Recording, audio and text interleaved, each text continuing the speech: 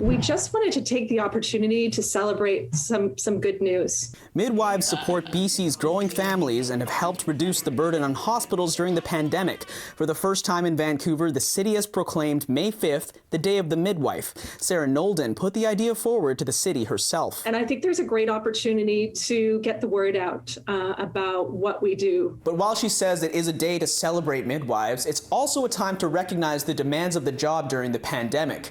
There are only 319 registered midwives in BC, and they help deliver a quarter of all the babies in the province. We are responsible for about 26% of the deliveries in BC. So that's the highest number in Canada and the second highest in North America. Our demand is going up at the same time as we're losing midwives out of burnout. You know, people are just being absolutely stretched to the brink. So there is a real crisis for our services right now. 1 in 5 midwives in BC report wanting to leave the profession, and between January and April this year, 17 midwifery clinics have posted positions.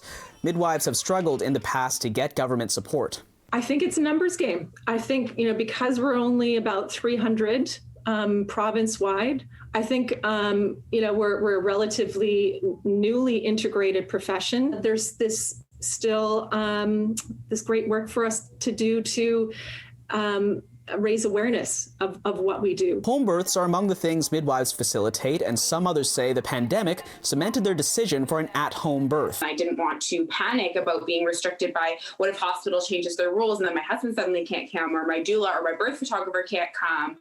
Not to mention being in a hospital in the time of the pandemic, being anxious about what potentially is coming home with us. Parents can also meet their midwives more often than their family doctor. It's just that continuity of care. When you work with a midwife, you work with a midwife team, there's like 3 or 4 of them.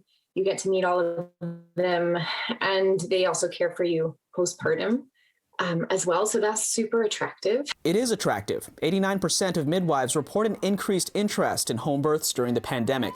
Nolden says midwives are currently in contract negotiations with the government to get benefits that match what their colleagues receive. As a smaller group, we just have to raise our voices a little bit louder in order to get a similar treatment. In Vancouver, Kier Junos, City News.